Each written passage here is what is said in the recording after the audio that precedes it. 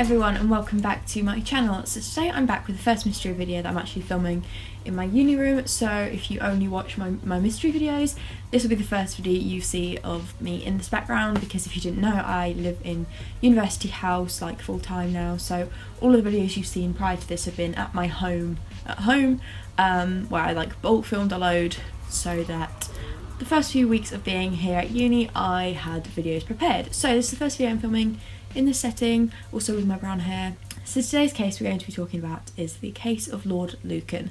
Now this case came up on my Twitter recently and I thought it was pretty interesting. I believe there is also a documentary that's just been released, I think, possibly, about his case, and I haven't been able to find it. So if you have watched it, then let me know your thoughts, like how realistic you think it is. You know, let's open a discussion about the documentary, what you guys feel about it. I am on the hunt for it, so I will be watching that as soon as I can find it. Yes, in a nutshell, the case of Lord Lucan is that he was a pretty much, like, he's a pretty big suspect and pretty much all round agreed upon suspect in a murder investigation. And after this he just disappeared, and it's a bit of a different case to what I usually do, because usually I do like sort of victims in a way, people that are believed to have been abducted or murdered or something like that. This one's a little bit more, it's a little different because, like I said, he is a murder suspect. But it is a very interesting case and there's a couple of theories at the end that I'm going to discuss. So yes, if you're interested in hearing the case of Lord Lucan, then we shall just get started. As always, if you see me looking down, that is because I have my notebook here with all of the research that I've done, and also there is always a disclaimer in the description. But I mean, for one, if I pronounce anything wrong, thank you for like your corrections in the comments, but it does get a little bit overwhelming when all of you say that I'm doing something wrong. I know I can't pronounce things, especially I'm the worst for pronouncing like names of places in America, because I just don't know it. But yeah, thank you guys so much for your concern and wanting to correct me, but just be aware that I know I'm most likely wrong. I try my best, and also if there's anything that you disagree with, anything like that, bearing in mind I can only research so many sources and gather the information I can, because it's all like online. Obviously I can't go to the primary source itself, so if you think something's wrong or something, then by all means let me know in the comments, sorry. But I do try my best just from the research I do from loads of different sources. So yes, I'm sorry if there's something you disagree with, but this is just sort of what I have come across. So a little bit of background information into Lord Lucan himself. So his real name was Richard John Bingham, I think, and he became the 7th Earl of Lucan. So Richard Bingham was born in 1934 and he became Lord Lucan when he was around 30 years old after his father died. Now, he was a man that was very well known for his rather extravagant lifestyle. He chose to be very extravagant with his title and his money. So there was a few things here. He was considered to play James Bond in one of the original film adaptations, which is really like heavily quoted upon when I was looking at research into who he was. Spent a lot of money on partying, there was a lot of drinking, things like that. He lived a very typically extravagant lifestyle. 10 years after receiving the title of Lord Lucan, he actually started to experience firsthand the negative consequences of this extravagant lifestyle, including some gambling debts and excessive drinking. So obviously things started going downhill from here, as you can imagine. Also around this time he was having family issues. In particular, his wife, who was becoming his estranged wife, they were separating. They were having quite a vicious custody battle. So his wife, Lady Lucan, is actually a pretty important person in this case. Her real name is Veronica, and yeah, as I said, they became estranged, they were separated, so they weren't together anymore. The initial case of the murder that Lord Lucan is suspected for began on November 7th, 1974. I just realised I may have been pronouncing it wrong, and it may be Luncan, but I apologise if I've been pronouncing it wrong. Luncan, I'm going to try and correct myself for that.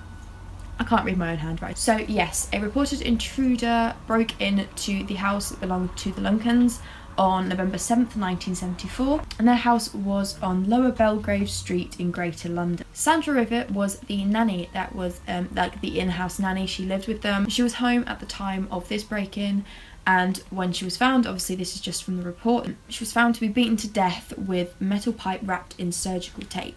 Now, Veronica, or Lady Lucan, was actually home at the time as well, and she was also attacked by this mystery intruder, but she managed to fight him off, and then she ran out of the house to a nearby pub to call for help. So when she was asked if she could potentially identify who attacked her, Lady Lucan said that she had identified the attacker as her estranged husband, Richard or Lord Lincoln. Sandra Rivett, the nanny who unfortunately died in this attack, allegedly had Thursdays off every week, so it is believed that Lord Lincoln, if he had carried out this attack, he had believed that she wouldn't be in and it would only be Lady Lincoln or Veronica who was home at the time, so it's widely believed that he had attempted to only attack his wife when the nanny was there and took him by surprise, and unfortunately ended in her death. A number of nannies who also worked for the family came forward and said that Lady Lincoln had, over the years, throughout the marriage of the Lincolns, she'd come to them saying that Lord Lincoln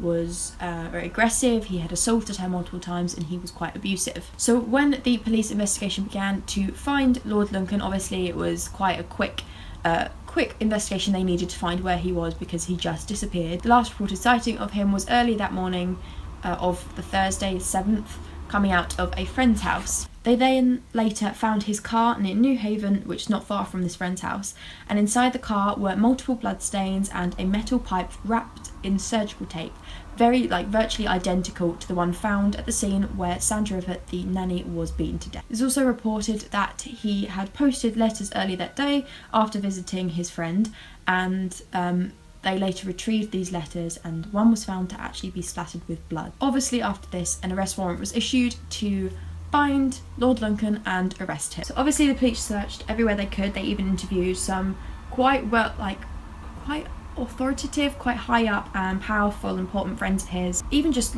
kind of loose acquaintances. Obviously he was quite a socialite, so he knew a lot of people, he had a lot of money, and they interviewed all of these people, very powerful people, to find out if they had any information on where he was, but his whereabouts were never fully established and they had no idea where he'd gotten off to and if anyone had helped him escape.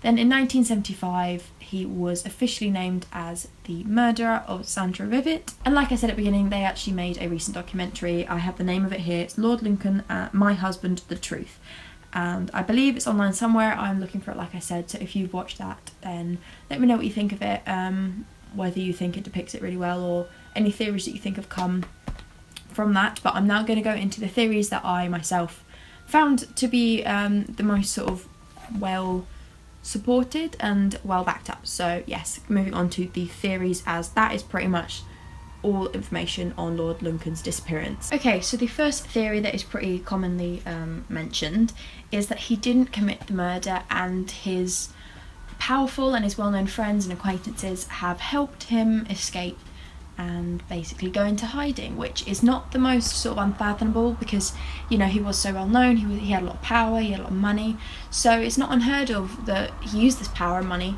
to go into hiding. So this actually came from Lord Lincoln's brother, whose name was Hugh Bingham. He claimed that he believed his brother went into hiding after the death of Sandra Rivett. So Hugh couldn't offer a specific explanation of how he went about hiding or where he is or anything like that, but he just said that he believes his brother is currently hiding and that there are parts of the police investigation that don't add up. So I have a quote here from him that says, "The police inquiry was compromised from the start. For example, there is significant evidence of the existence of an unknown man at the scene." So yeah, that's basically just sort of suggesting that some people believe that he didn't commit the murder and it was some sort of framing, and because of that he has gone into hiding. So that is just sort of a little dip into that theory. The next theory is actually pretty well supported as well. Like I've said, I've kind of tried to pick the three that are kind of seen as the biggest theories. So this one in particular is that he drowned himself after mistaking the nanny or Sandra Rivett for his ex-wife and accidentally killed her. So this theory began with a close friend of Lord Lincoln. His name was James Wilson, and he came forward and shared what he basically believed to have happened to his friend, and he said that Lord Lincoln had been planning the death of his ex-wife for a long time, and it was only when he went to actually carry out this murder that he mistook Sandra Rivett for his ex-wife, accidentally killed her, and then after this, as a result of this, he filled his pockets with stones, jumped off his boat and drowned in New Haven harbour, which would suggest why they found his car near New Haven. So there's a quote here from James Wilson that says, "I believe that when he realised he had killed the nanny, the remorse, the guilt and panic led him to commit suicide." And James Wilson also said that he knew allegedly about Lord Lincoln's plan to kill his ex-wife because he'd been planning it for a long time and he'd told a number of his friends and acquaintances. So that is another one of the sort of well-supported theories. And finally, the last one I'm going to talk about comes from a story of something that happened in 2012. So obviously this is quite recent. So it basically, the summary of this theory is that people believe he is living a secret life in Africa after the murder. So in 2012, a woman named Shirley Roby came forward and basically shared that she had overheard a bunch of conversations, and was only later she realised that they were about Lord Lincoln's whereabouts. So she had worked for a casino owner. His name was John Aspinall, and this was between the years of 1979 and 1985, which was just a few years. The timeline, that little timeline, starts just a few years after Lord Lincoln's disappearance. Now, Lord Lincoln had been working for the same casino owner, John Aspinall, at the time of his disappearance, so they shared the same boss, and she obviously didn't know this until she heard about the case years later. So Shirley Roby said that she'd heard a number of conversations between John Aspinall and a friend of Lord Lincoln. His name was James Goldsmith. So there's a quote here from her that says, "I knew he was hiding, I knew he was in Africa, I knew we were hushing it up, I knew he'd fallen out with his wife, and I knew it was a major secret, but for whatever reason I didn't appreciate there had been a murder until some years later." So that isn't the most sort of unbelievable. She just knew that she heard this information, and it wasn't until later when she connected the dots and heard about the case that she realised that it's about Lord Lincoln. So that again is another one of the popular theories about his disappearance. Okay, so they're the only sort of parts of the theories I'm going to go into. Like I said, there are loads of theories, so if you have any that you particularly find interesting or you believe or anything like that, then leave them down below, because there are quite a few out there, some kind of quite outrageous and strange ones, but yeah, they are sort of the bigger ones that I've come across. And also let me know down below sort of just any of your opinions on this case, and also if there are any cases in particular you'd like me to cover in future weeks' videos. Thank you guys so much for watching. I hope you guys found this interesting. Let me know your thoughts as always. Don't forget to subscribe if you enjoy these videos, and click the bell to be notified whenever I upload, and also check out my second channel because I do like weekly vlogs on there of my uni life and things like that. So yeah, thank you guys so much for watching, and I'll see you guys soon for another video. Bye!